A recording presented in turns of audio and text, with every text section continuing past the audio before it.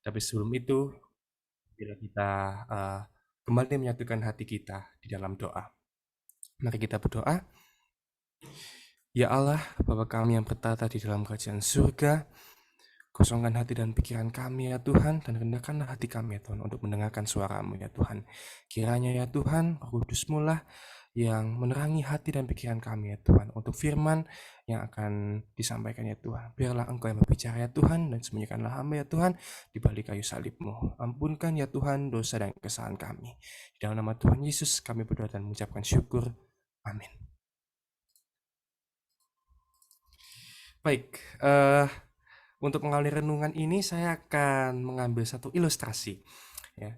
Jadi ketika ada seorang bos ya atau seorang ya bisa bilang ketua organisasi ya kalau di anak-anak pemuda sekarang ya itu memberikan kepada karyawannya atau kepada anak buahnya ya tolong kamu kerjakan ini proyek ini dengan sebaik-baiknya ya. Apa harapan dari ketua atau bos ini? Ya, jelas ya, harapannya adalah eh, bahwa karyawan atau anak buah yang dia percaya ini dapat menyelesaikan pekerjaan atau proyeknya dengan baik, ya. Dan tentunya proyek ini dapat memuaskan, ya, dan juga membuat nama perusahaan atau nama instansi yang karyawan ini atau anak buah ini ikuti itu juga naik. Itu adalah harapan yang setiap ketua atau bos ya itu pasti akan tanamkan kepada setiap anak buahnya bahwa ketika dia mempercayakan suatu tugas, dia sangatlah berharap bahwa karyawannya dapatlah menyelesaikan dengan baik. Ya. Tetapi apa yang terjadi ya kalau karyawan ini yang dipercaya dengan sepenuh hati ya oleh perusahaan ya atau instansi ya menanggapi proyek ini ya dengan setengah hati ya karyawannya males ya atau malah beralasan ke sana kemari, oh aku nggak bisa, aku ada urusan ini, ada urusan itu, gitu. Tidak menetapkan prioritas perusahaan ya sebagai ajang untuk meningkatkan nama perusahaan ya atau malah justru teman-teman atau karyawan-karyawan ini malah berfoya-foya atau bahkan melarikan diri dari tugas dan bahkan lebih buruknya lagi mereka beralasan ya dalam tanda kutip untuk mencari semangat ya bahkan mereka harus lari ke uh, mengkonsumsi hal-hal yang berbahaya ya dan yang jelas adalah tidak menyehatkan tubuh ya. Dari sini, dari sikap karyawan ini sangat jelas sekali bahwa pekerjaan atau proyek yang dipercayakan oleh ketua ini itu sudah pasti terhambat. Ya, kalaupun berhasil, maka berhasilnya juga tidak akan 100% sempurna. Ya, karena karyawannya juga mengerjakan dengan setengah-setengah dan tidak sepenuh hati. Ya. Dan ini akan berujung kepada karyawan akan kehilangan kredibilitasnya. Dan bahkan lebih buruknya lagi, ketua atau bos yang mempercayakannya dahulu ini sudah kehilangan kepercayaannya ya atau bahkan lebih buruknya mungkin dapat dipecat dan bahkan dikeluarkan atau bahkan di blacklist ya dari perusahaan-perusahaan lain. Jangan terima anak ini. Anak ini punya sikap yang buruk ya, work ethic yang sangatlah jelek bagi perusahaan. Ya. Demikian pula dengan Tuhan kita. Ya. Tuhan kita telah memberkati masing-masing kita dengan anugerahnya. Ya. Tuhan telah uh, memiliki kepada kita ya pekerjaan yang begitu mulia bagi masing-masing kita. Namun, ya, yang membedakan, yang patut membuat kita bersyukur, yang membedakan antara bos yang tadi dan juga Tuhan pencipta kita adalah Tuhan kita sangat tahu, Tuhan kita sangatlah mengerti adanya resiko dan bahaya pada saat kita melakukan pekerjaan yang mulia ini. Tuhan kita sangat sadar bahwa pekerjaan ini ya, akan memiliki banyak dampak. Khususnya sebenarnya ada dua dampak, yaitu adalah entah ini akan membawa umatnya lebih dekat kepada Tuhan, atau justru pekerjaan Tuhan ini menjauhkan umatnya dari hadiratnya. Ya. Oleh sebab itu, ya, karena pekerjaan yang sangat berisiko ini, kita sebagai karyawan di ladang Tuhan, ya, harus menjalin sebuah hubungan dengannya, secara khusus hubungan pribadi dengan Tuhan kita. Ya. Marilah kita berhubungan erat dengan Tuhan, berhubungan rapat dengan Tuhan, ya. Dan dengan kepercayaan yang hidup, berpegang teguh akan segala perjanjiannya, supaya karunia Kristus boleh dinyatakan di dalam kita. Ya. Tuhan ingin kita, ya, terkhususnya kita sebagai orang muda, untuk percaya kepada Tuhan, ya, dan terus berhubungan dengan Dia setiap kali kita melakukan pekerjaan Tuhan. Setiap kali kita ingin melayani, ya, kiranya kita boleh menyerahkan itu terlebih dahulu kepada Tuhan, dan itu semua hanyalah untuk demi kemuliaan nama Tuhan. Lalu apa yang kita dapatkan ketika kita melakukan pekerjaan Tuhan dengan percaya dan hidup berpegang teguh pada perjanjiannya? Ini adalah sebuah asuransi kerja, ya. Asuransi kerja yang begitu lengkap, yang Tuhan berikan kepada kita kalau kita bekerja dengan percaya pada perjanjiannya. Yeremia 29 ayat 11. Ya. Kita lihat di sini. Sebab aku ini mengetahui rancangan-rancangan apa yang ada padaku mengenai kamu. Demikianlah firman Tuhan.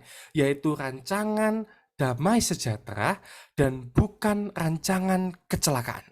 Untuk memberikan kepadamu hari depan yang penuh pengharapan.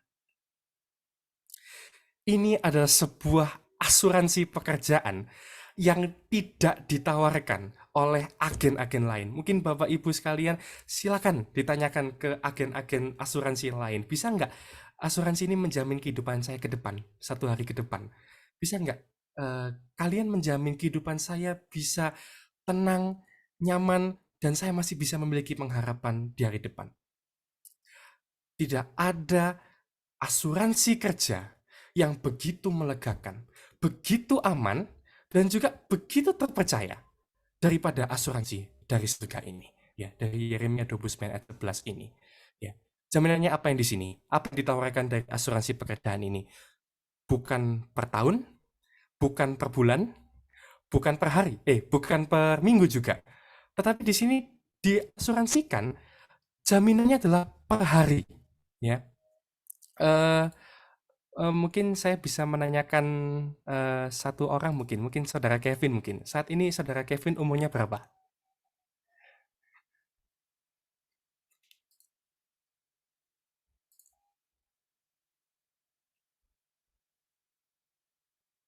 Boleh mungkin dituliskan di chat mungkin. Kalau nggak bisa mungkin umurnya berapa? Saya lupa ya. Kalau teman saya sendiri, saya nggak tahu umurnya ya. Mohon maaf.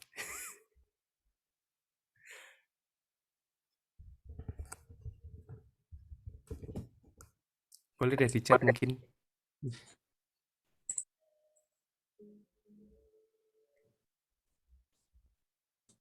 Umurnya kakak Kevin berapa ya? Ada yang mungkin tahu mungkin? 22 Oh, 22 tahun ya. 22 tahun umur dari Kak Kevin ini. Jaminan tadi apa? Jaminan tadi adalah per hari yang Tuhan jaminkan kepada kita supaya kita memiliki kehidupan yang penuh pengharapan. Oke, jaminannya per hari. Umurnya Kak Kevin 22 tahun. Ya, kita kalikan 365 hari ya. Rata-rata mungkin 1 tahun. Tuhan telah menyertai, menjaga, melindungi, memberkati Kak Kevin selama 8.030 hari. Ya. Umur saya saat ini 19 tahun ya. Berarti Tuhan telah menjaga, memberkati saya selama 6.935 hari. Ya. Jadi, ya, kalau kita mulai ragu akan penyertaan Tuhan, kalau kita pada suatu saat mulai, aduh kok Tuhan terasa jauh ya, kenapa Tuhan kok serasa tidak bersama dengan saya dengan hari ini, ya, maka kita bisa mengingat asuransi kerja ini. Kita bisa kalikan umur kita yang sudah kita lalui, dan itulah tanda bahwa Tuhan masih beserta dengan kita. Tuhan masih memberikan asuransi kerja itu kepada kita. Dan apabila Tuhan telah menyertai kita sepanjang ribuan hari tadi, lalu kita tidak akan menemukan alasan, satu alasan pun tidak akan kita temukan untuk ragu akan penyertaan Tuhan. Ya, kita boleh mempunyai pengaruh. Satu pengaruh yang kuat dalam dunia ini, jikalau kuasa yang menemplak dari Allah ada dalam kita, maka kita akan diberi kuasa memimpin jiwa-jiwa yang berlumur dengan dosa kepada pertobatan. Ya. Oleh sebab itu, ya, di dalam Efesus 6 ayat 13, ya, firman Tuhan berkata, ya, sebab itu ambillah seluruh perlengkapan senjata Allah. Supaya apa? Supaya kamu dapat mengadakan perlawanan pada hari yang jahat itu dan tetap berdiri sesudah kamu menyelesaikan segala sesuatu.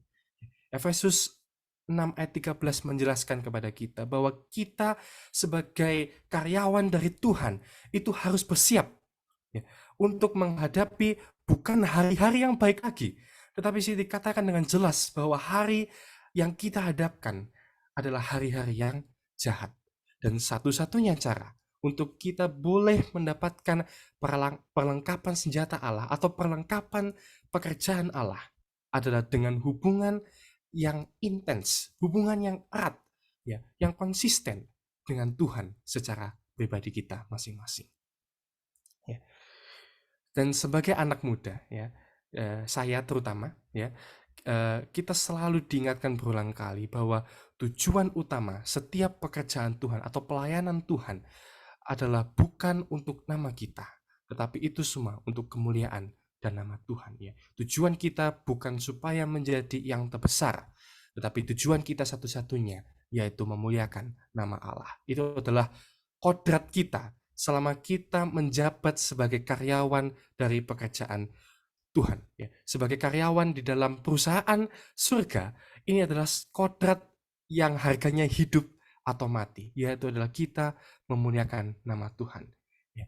Namun, ya, ketika kita di dalam pekerjaan kita, ya, kita seringkali, ya, melihat kepada keterbatasan kita, ya, atau bahkan kelebihan kita, ya, dan kita memilih untuk tidak menyerahkan itu kepada Tuhan untuk dikuatkan kembali. Ya. Kita mau bekerja dengan segenap pengetahuan yang Tuhan telah berikan kepada kita, dan serta kita mau berdiri dalam saluran terang supaya karunia Tuhan boleh turun atas kita untuk merupakan dan menjadikan kita sebagai teladan Allah. Tuhan ingin kita, ya, menyadari bahwa karena kasih-Nya, ya, Tuhan telah memberikan kepada kita sebuah ladang.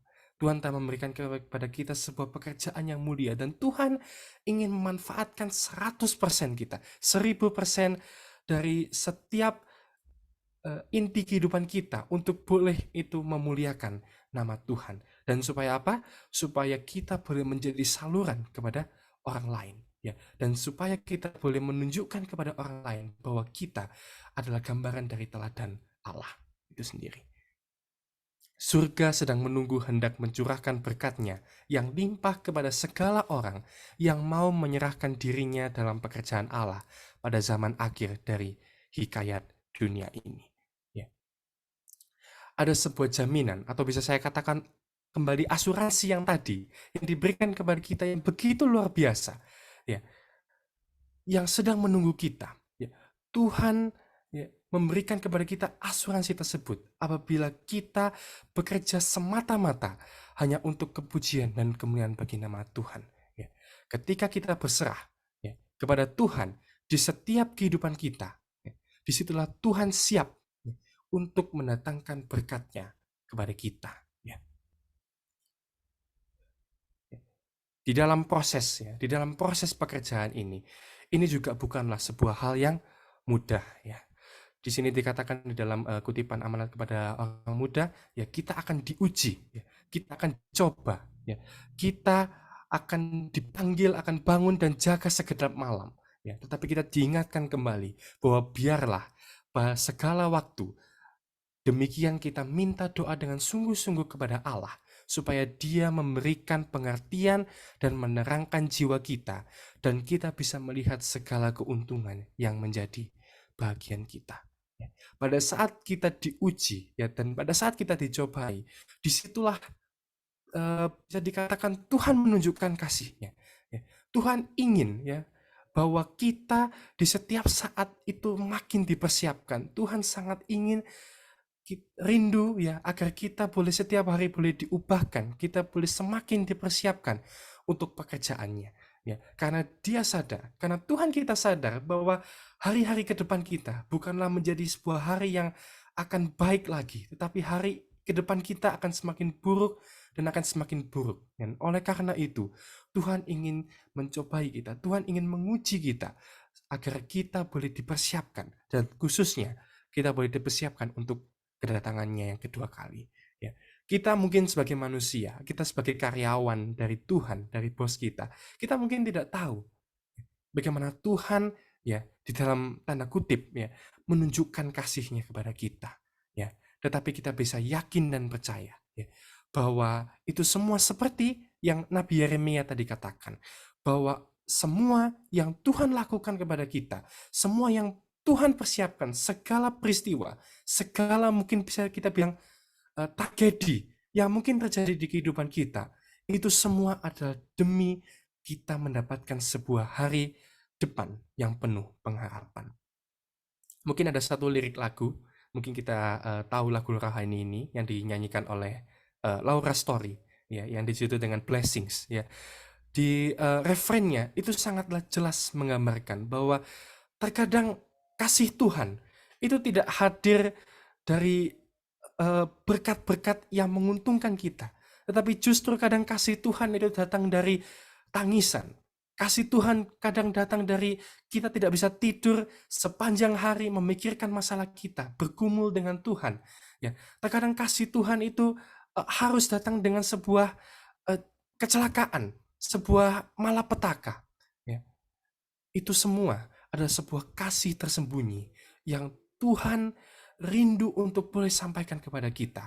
Dan itu semata-mata, seperti yang dikatakan oleh Nabi Yeremia tadi, adalah demi kita untuk memperoleh hari depan yang penuh pengharapan. Ya. Sebagai penutup ya, renungan singkat saya pada malam hari ini, saya akan membagikan sebuah kisah sedikit mengenai seorang motivator ini. Ya. Nama lengkapnya adalah Nicholas James Vujicic, atau lebih dikenal orang banyak adalah Nick Vujicic. Ya, beliau ini adalah seorang motivator dan juga dia adalah evangelis di Amerika. Pada saat dia lahir pada tahun 1980-an, malangnya Nick harus mengidap sebuah penyakit langka. Penyakit langka ini disebut dengan sindrom tetra amelia. Oke, jadi sindrom ini menurut studi di sebuah rumah sakit di Amerika mengatakan bahwa disebabkan oleh kelainan genetika yang terjadi di 1 dibandingkan 71.000 kehamilan. Kita mungkin bisa katakan ke sini bahwa ini adalah sebuah kebetulan yang sangat buruk bagi keluarga dari Nicholas Vujicic. Bahkan ketika ibu dari Nico Vujicic ini melahirkan Nico Vujicic, ibu dan ayahnya tidak sanggup untuk melihat Nico Vujicic karena dia terlahir tanpa tangan dan tanpa kaki. Bahkan dikatakan bahwa pada awalnya dia memiliki 1 tangan, tetapi harusnya diamputasi karena tangannya juga memiliki masalah akibat sindrom tetra amelia ini. Namun meskipun di dalam keterbatasannya ini, ya, Nick dapat membagikan kepada orang-orang lain bahwa hidup ini tidak berdasarkan dari keadaan fisik. Hidup ini tidak berhenti ketika fisik kita dibatasi. Ya.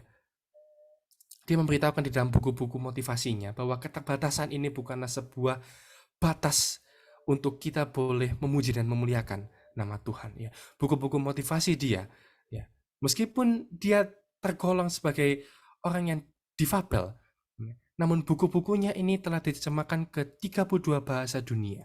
Dan buku-buku di atas ini berfokus ya bahwa batasan bukan waktu untuk berhenti. Dan dia diyakinkan ya oleh Tuhan bahwa Nick Vujicic ya salah satu quotes yang menurut saya sangatlah luar biasa, bahwa saya sempurna di dalam ketidaksempurnaan saya. I'm perfect in my imperfection. Ya. Ketika orang lain melihat Nick Vujicic bahwa kehidupannya mungkin sudah bahagia, tetapi di situ dia mengatakan bahwa ke keterbatasan dia itu adalah cara bagaimana dia memuji Tuhan. Ya. Di dalam bukunya, di dalam Life Without Limits, Nick Vujicic mengatakan, I have the choice to be angry at God for what I don't have, or I be thankful for what I do have. Saya memiliki sebuah pilihan. Ya, saya bisa marah kepada Tuhan atas hal yang tidak saya punya, atau saya bisa mengucap syukur atas hal yang saya punya. Pilihan ini ada di tangan kita juga. Apakah kita ingin berjuang sendirian, kita bergerak dengan kekuatan kita sendiri, atau kita memilih untuk menyerahkan itu kembali kepada meja persembahan Tuhan. Kita memilih untuk berjuang bersama dengan Tuhan untuk memuliakan namanya, ya, dengan percaya pada janji-janjinya. Ya. Dan ketika kita percaya kepada janji-janjinya, kita diberikan sebuah asuransi yang begitu luar biasa, yang tidak ada satu manusia pun yang dapat menawarkannya, yaitu ada sebuah hari besok, hari Sabat, hari Minggu, hari Senin, sepanjang hari dari bulan Agustus ini sampai akhir tahun, bahkan sampai kedatangan Tuhan yang kedua kali, bahwa kita memiliki satu hari jaminan, yaitu adalah hari yang penuh pengharapan. Kiranya setiap harinya kita boleh datang kepada Tuhan, ya, memohon penyertaan dan tuntunannya, agar hari demi hari kita, terutama sebagai orang muda, ya, boleh terus dikuatkan di dalam iman Yesus untuk terus memuliakan nama Tuhan, hingga pada akhirnya kita boleh dipertemukan. Kita boleh ditemukan bahwa pada saat kita selesai melakukan pekerjaan ini, Tuhan, kita sangat berbahagia. Engkau adalah hambaku yang baik. Masuk dan turutlah dalam kebahagiaan Tuhanmu. Biarlah itu adalah kata-kata yang bos kita sampaikan, yang ketua kita sampaikan ketika kita menyelesaikan pekerjaan ini. Dan kita boleh dipertemukan dengan sesama-sesama kita, dengan saudara-saudara sepekerja kita, dengan orang, keluarga, dan juga teman-teman kita.